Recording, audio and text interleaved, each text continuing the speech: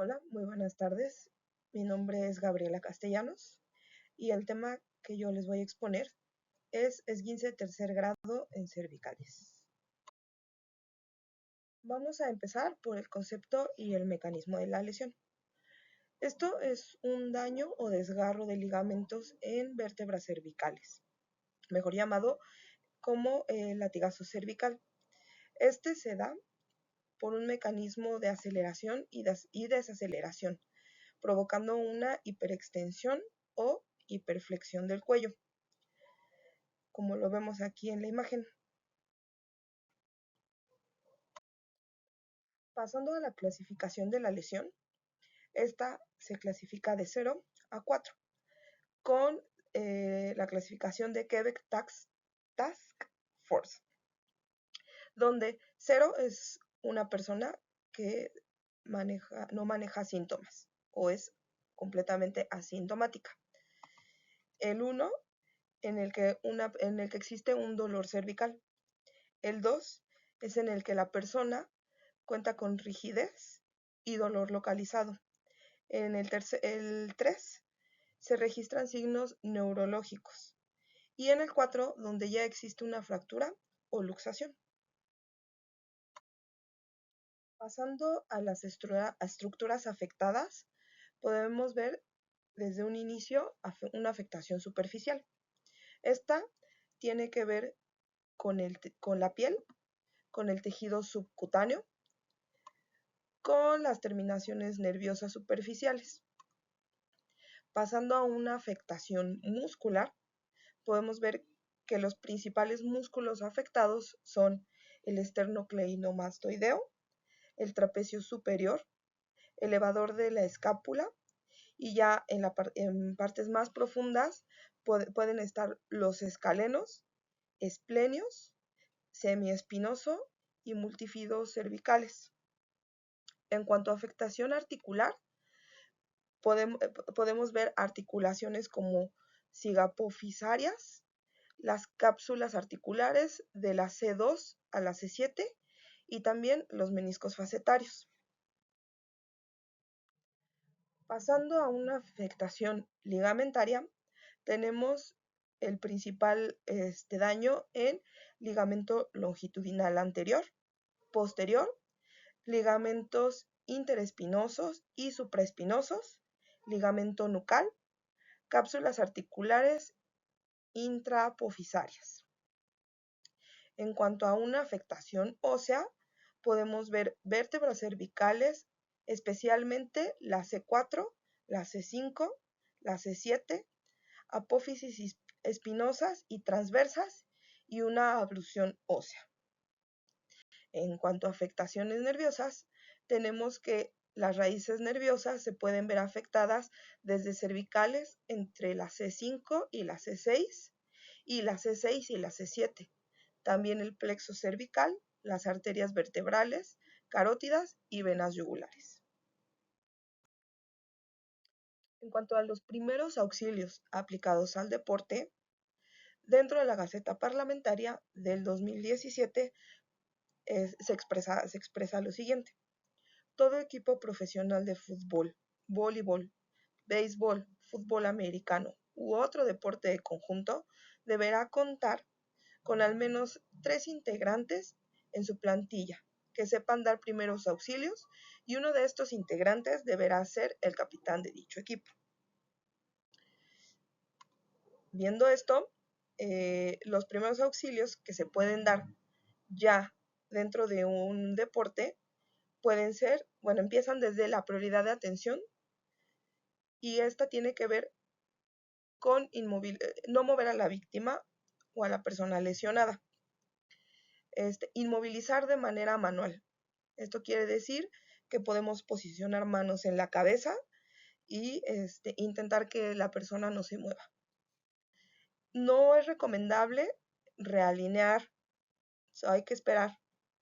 Usar un apoyo improvisado puede ser, en este caso, algún suéter o algo que nos ayude a improvisar la inmovilización del cuello.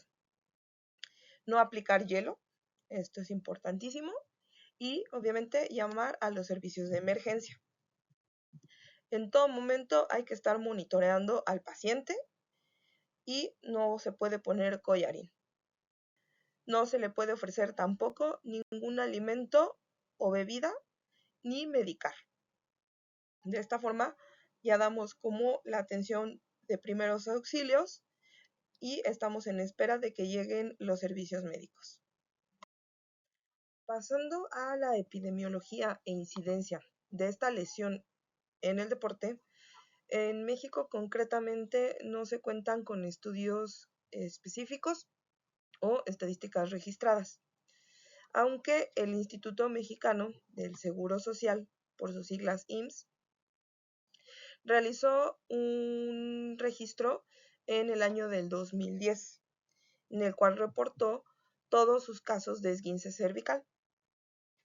En este podemos ver que las mujeres son las más afectadas, con 206.208 personas registradas por esguince cervical.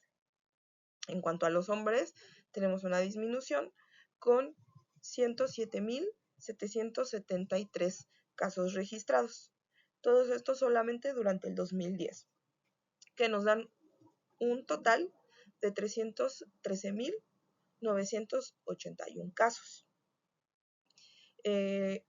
Hubo un 13% de registros que clasificaron como riesgo de trabajo, que nos dan 41.093 personas registradas por lesión cervical por riesgo de trabajo. Esto nos da una idea de que los demás casos pudieran haber sido por algún accidente, ya sea en algún otro lado, dentro del deporte, fuera del deporte. Los factores de riesgo más comunes de esta lesión se dividen en dos: agudos inmediatos y crónicos predisponentes. En los agudos inmediatos podemos ver que puede ser un contacto directo, colisiones y golpes craneocervicales. También podemos ver movimientos forzados, aceleración y desaceleración, como lo comentaba al principio, con el llamado latigazo cervical, cabezazos, tacleadas o caídas. Y también podemos ver posiciones inadecuadas de la cabeza en el impacto, rotación hiperflexionada, aumento de la tensión en cápsulas facetarias.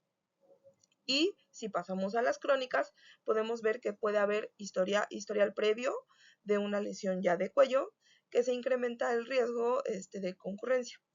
También puede haber un déficit de control motor cervical, una debilidad de musculatura profunda, posturas repetidas, actividad isométrica, mala técnica deportiva, mala ergonomía de entrenamientos. También podemos tener un equipo de protección inadecuado, una mala sujeción del casco, esto principalmente en deportes de contacto y ciclismo.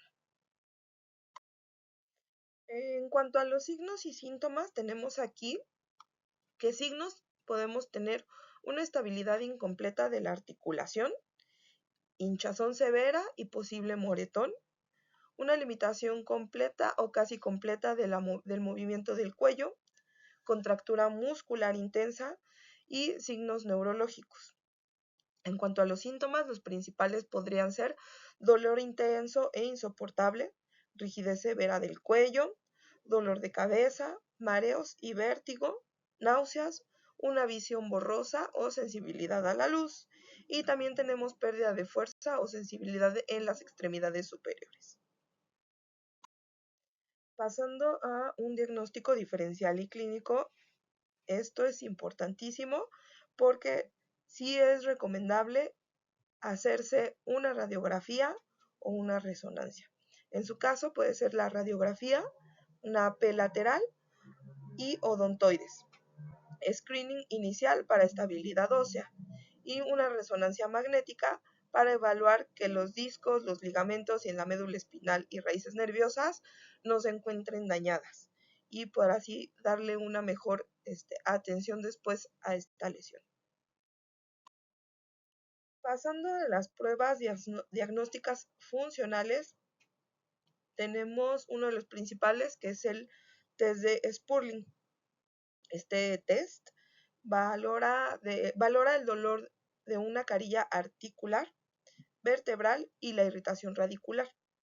Ayuda a detectar síndromes facetarios y compresiones radiculares. Este test registra los grados de movilidad, contralateral y valores normales, la reducción significativa y el dolor al movimiento, y también indica si existe alguna lesión funcional, en la cual se hacen movimientos laterales para ver hasta dónde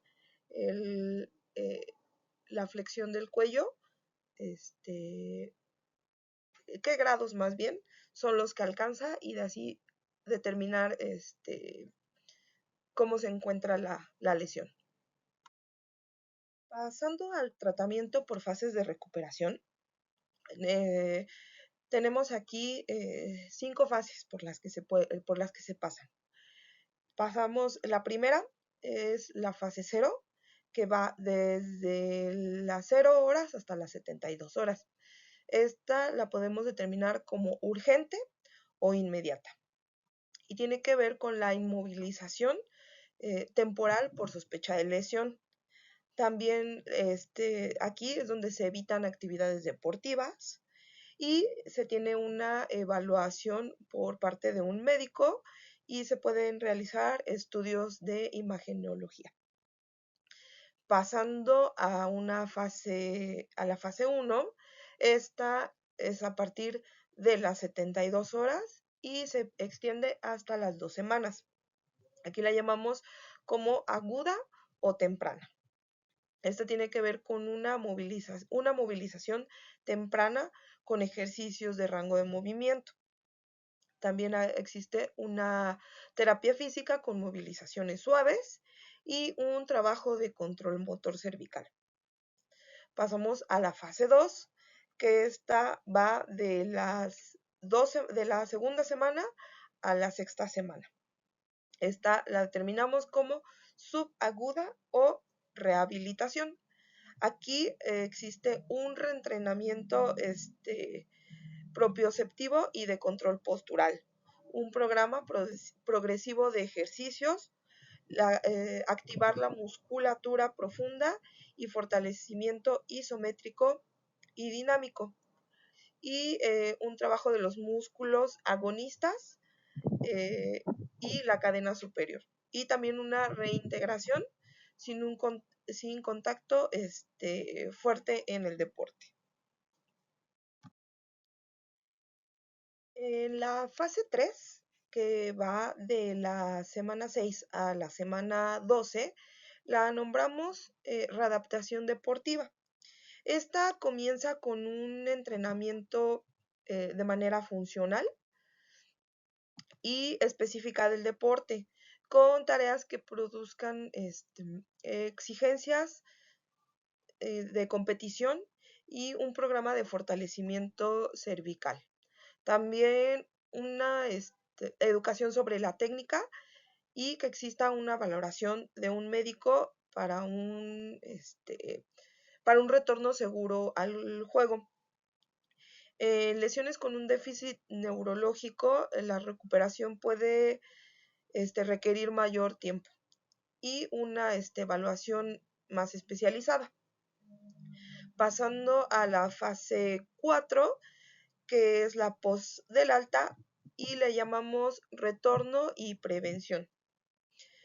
En esta se implementa un programa preventivo de fortalecimiento y control motor que lleve una buena técnica y un equipo de protección para dar un seguimiento, y se realiza una evaluación de riesgos y beneficios de retorno, sobre todo en el deporte de alto impacto. Y bueno, por mi parte, esto es todo en cuanto a la lesión de esguince cervical de tercer grado. Estas son las referencias que yo ocupé para poder hacer este trabajo y agradezco su comprensión y muchas gracias.